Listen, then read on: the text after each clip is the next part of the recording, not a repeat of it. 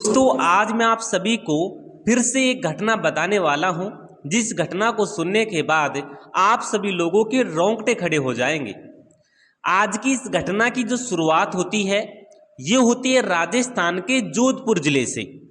और इसी जोधपुर जिले के अंदर एक बिश्नोई गांव पड़ता है और इसी गांव में रहने वाली सुलोचना देवी और प्रवीण की शादी लगभग 15 साल पहले हुई थी। दोनों के पास एक छोटा सा लड़का था, जिसकी अगर मैं उम्र की बात करूं तो लगभग 12 साल के करीब उसकी उम्र थी, जिसका नाम जितेंद्र होता है, जो कि कक्षा 6 में अपनी पढ़ाई किया करता था। जितेंद्र हर रोज सुबह के लगभग 8 बजे स्कूल में चला जाता और दोपहर के लगभग 2 बजे के आसपास वो अपने घर पर आ जाया करता था। और इस तरीके से इन दोनों को अच्छी तरीके से, मतलब कि इनका जो परिवार है वो अच्छी तरीके से अपना गुजारा कर रहा था। जो प्रवीण कुमार होता है वह गांव के सबसे बड़े जमींदार अर्जुन सिंह के खेतों में कामकाज किया करता था। प्रवीण के पास अपनी 4-5 भैंस भी होती है। उनका चारा काटने के लिए वह अर्जुन जमींदार के खेत में चला जाया करता था।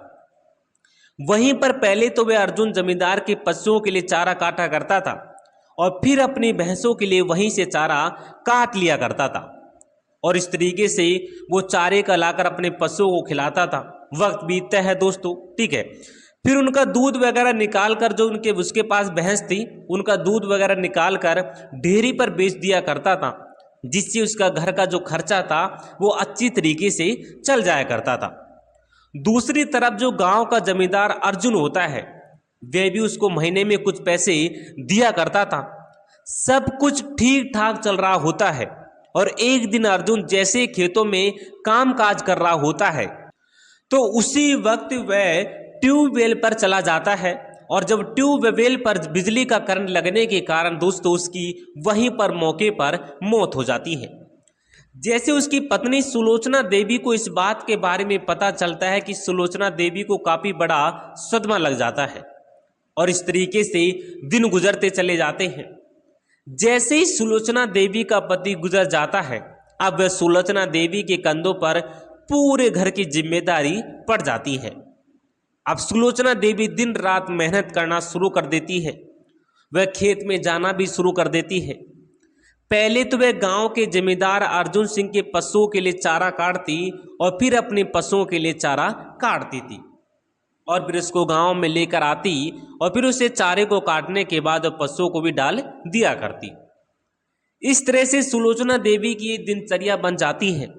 लेकिन जो गांव का जमींदार अर्जुन सिंह होता है वह बड़ा ही दयावान और अच्छा व्यक्ति होता है। वह इसको हर महीने उतने ही पैसे दिया करता था जितने उसके पति को दिया करता था। इस तरीके से एक गांव का जमींदार अर्जुन सिंह अपने बेटे दुष्यंत को कहने लगता है कि बेटा, मैं 2 दिनों के लिए बाहर जा रहा हूं, तुम घर का भी ख्याल रखना, साथ में खेती बाड़ी का भी ध्यान रखना।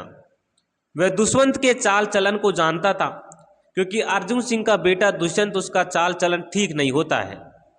वह लगभग ऐसे दिमाग का व्यक्ति होता है जो लगभग खूबसूरत महिलाओं को एक बार देख लेता, बस उनके पीछे ही पड़ जाया करता था।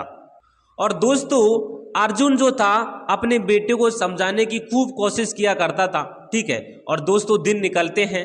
इस तरह से दुष्यंत अपने घर की भी देखभाल करता और खेतों की भी देखभाल करने लगता है। जैसे अगला दिन होता है तो महिला, जिसका नाम सुलोचना देवी होता है, वो खेत में चारा काटने के लिए चली जाती है।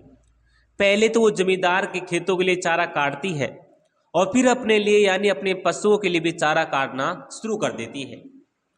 तभी जो अर्जुन सिंह का बेटा दुष्यंत होता है वह खेतों में पहुंच जाता है और साथ में उसका नौकर बब्बन सिंह भी होता है। और जैसे ही दुष्यंत खेत में पहुंचता है और उसकी नज़र सुलोचना पर पड़ जाती है, तो इसके बाद दुष्यंत अपने नौकर बब्बन के साथ सुलोचना देवी के पास चला जाता है। और सुलोचना देवी काफ़ी खूबसूरत महिला होती है, खूबसूरती के 4 चांद लगे हुए थे। और जैसे ही दुष्यंत उसकी खूबसूरती को देखता है तो उस पर काफ़ी ज़्यादा मोहित भी हो जाता है। इसके बाद दुष्यंत उस महिला सुलोचना से कहने लगता है कि सुलोचना, तुम खेतों में कामकाज करते हुए अच्छी नहीं लगती हो, तुम ऐसा करो मेरे घर पर नौकरानी का काम कर शुरू कर दो। लेकिन वहाँ पर सुलोचना देवी कहने लगते कि मेरे पास 4 से 5 पशु भी है, उनकी भी मैं देखभाल करती हूँ और उनसे मेरे घर का गुजारा अच्छी तरीके से चल जाता है। बाकी रही बात पैसों की, वो तुम्हारे पिता अर्जुन सिंह भाई थोड़े थोड़े बहुत महीने में पैसे भी दे देते हैं, इस तरह से हमारा गुजारा चल जाता है। लेकिन सुलोचना देवी दुष्यंत के इरादे को नहीं समझ पाई थी कि आखिर जो ये दुष्यंत है इसके साथ क्या करने वाला है। दुष्यंत अभी इस महिला से कहने लगता है कि तुम ऐसा करो, मेरे साथ मेरे खेत में बने कमरे में चलो।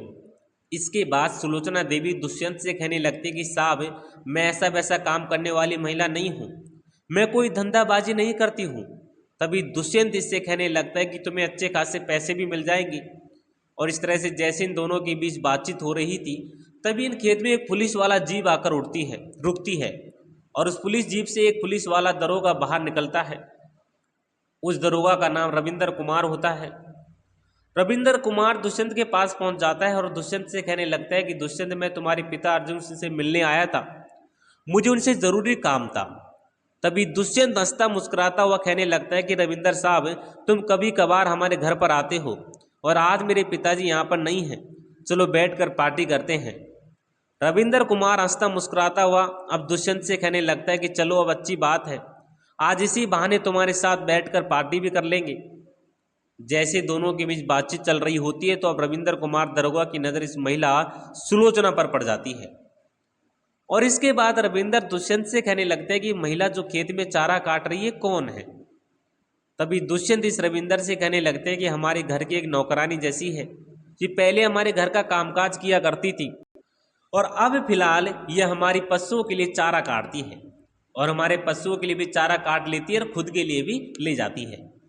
और इसके बाद रविंदर और दुष्यंत दोनों ही अपने खेत के कमरे में चले जाते हैं। खेत में कमरे में जाने के बाद दुष्यंत अपने नौकर बब्बन सिंह से कहने लगता है कि बब्बन तुम ऐसा करो, मेरी मोटरसाइकिल ले जाओ और एक अच्छी खासी शराब की बोतल हमारे लिए लेकर आओ। तभी बब्बन नौकर मोटरसाइकिल लेकर नज़दीक के ठेके पर जाता है और वहाँ से शराब खरीदता है और शराब खरीदने के बाद खेत में पहुँच जाता है। और फिर इसके बाद दुष्यंत और पुलिस दरोगा रविंदर कुमार दोनों बैठकर शराब पीना शुरू कर देते हैं। जैसे ही दोनों का नशा हो जाता है तो फिर रविंदर पुलिस दरोगा इस दुष्यंत से कहने लगता है कि उस महिला का इस कमरे में यानी इस महिला को अपने कमरे में बुला लो, आज मैं भी यहाँ पर मौज मस्ती करने आया हूँ। दुष्यंत जैसे उसकी बात को सुनता और कहने लगता है कि चलो हम दोनों इस महिला के पास जाते हैं और उसको यहाँ पर लेकर आते हैं। और इसके बाद ये दोनों ही फिर से सुलोचना देवी के पास चले जाते हैं और उससे कहने लगते हैं कि आज हमारे साथ वक्त गुजारो। और वहाँ पर सुलोचना देवी कहने लगते हैं कि मैंने तुमसे पहले भी बोला था कि मैं ऐसा वैसा काम करने वाली महिला नहीं हूँ, मैं ये सब काम करने के लिए तैयार नहीं हूँ, मेरे घर का गुजारा अच्छी तरीके से हो रहा है, मैं तुम्हारे साथ जाने वाली नहीं हूँ। लेकिन वहाँ पर दुष्यंत काफ़ी चिढ़ जाता है, उसको गुस्सा आने लगता है। इसके बाद रविंदर इस महिला से कहने लगता है कि तुम्हारी जैसी नौकरानी हमारे घरों में बहुत है। और उसके बाद दोस्तों रविंदर और वो पुलिस वाला दोनों ही इस महिला के साथ गलत काम करना मतलब इसको छेड़ना शुरू कर देते हैं। इसी बीच सुलोचना का 12 साल का बेटा उस खेत में पहुंच जाता है और जैसे वो इस पूरे घटनाक्रम को देखता है तो उसको काफ़ी ज़्यादा गुस्सा आने लगता है। और फिर इसके बाद वो 12 साल का लड़का इन तीनों के पास पहुंच जाता है और इसके बावजूद रविंदर और दुष्यंत की हरकतें बंद नहीं होती।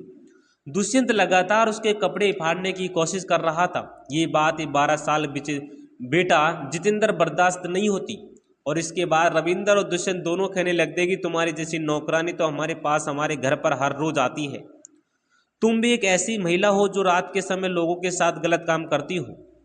अब जो जितेंद्र होता है इन बातों को सुन नहीं पाता। पास में एक दराती पड़ी होती है जो कि चारा काटने के लिए लाई गई थी। अब उस लड़के जितेंद्र की नज़र जैसे दाती पर पड़ती है तो देखते देखते जितेंद्र उस दत्ती को उठा लेता है और दत्ती उठाने के बाद वो दुष्यंत के पास चला जाता है और दुष्यंत के पेट के अंदर वो दराती को मतलब कि मार देता है। दुष्यंत के पेट से काफ़ी ज़्यादा मतलब कि बहने लगता है। इसके बाद रविंद्र दरोगा जैसे ही उसकी माँ के कपड़ों को फाड़ना शुरू कर देता है तो जितेंद्र इस बात से बर्दाश्त नहीं हो पाती और जितेंद्र इसके बाद बड़ी जल्दी से उस पुलिस दरोगा रविंद्र कुमार के पेट में भी वो घुसा देता है और रविंद्र नीचे से गिर जाता है और इस तरह से दोनों के शरीर में काफ़ी ज़्यादा मतलब कि नुकसान हो जाता है और ठीक है वो अपने आप को संभाल नहीं पा रहे थे।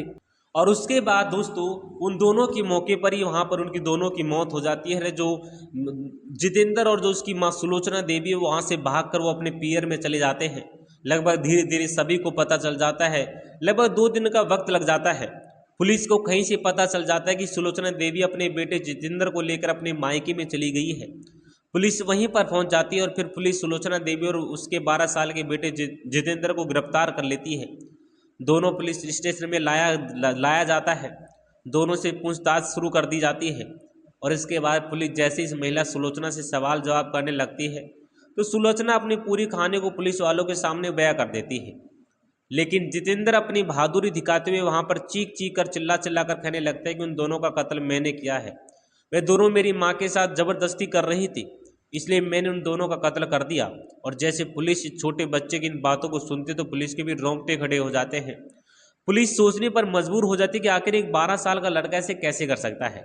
और इसके बाद इन दोनों के बयान लेकर इनके लिए खिलाफ चार्जशीट दायर कर दी जाती है और इन दोनों के मुकदमा दायर कर दिया जाता है। जैसे ही दोनों का जज साहब के सामने पेश किया जाता है तो वहाँ पर साहब इन 12 साल के लड़के को बाल शूद्र गृह में भेज देता है।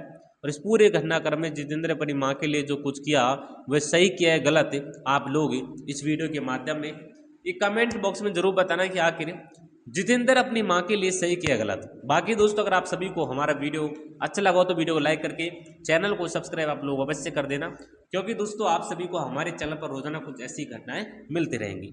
देखो दोस्तों, इस वीडियो को बनाने का उद्देश्य मेरा किसी की भावनाओं को ठेस पहुंचाना बिल्कुल भी नहीं है, बल्कि आप सभी को जागरूक करना है, बताना है कि देखो हमें इन सभी चीज़ों से बचना चाहिए। बाकी आप समझदार समझ गए होंगे। अगर आपको ऐसी वीडियो देखना है और कुछ वीडियो में सीखने को मिला हो तो वीडियो को लाइक करके चैनल को सब्सक्राइब अवश्य कर लेना। मिलते हैं नेक्स्ट वीडियो में। आज के लिए इतना ही। जय हिंद और वंदे मातरम।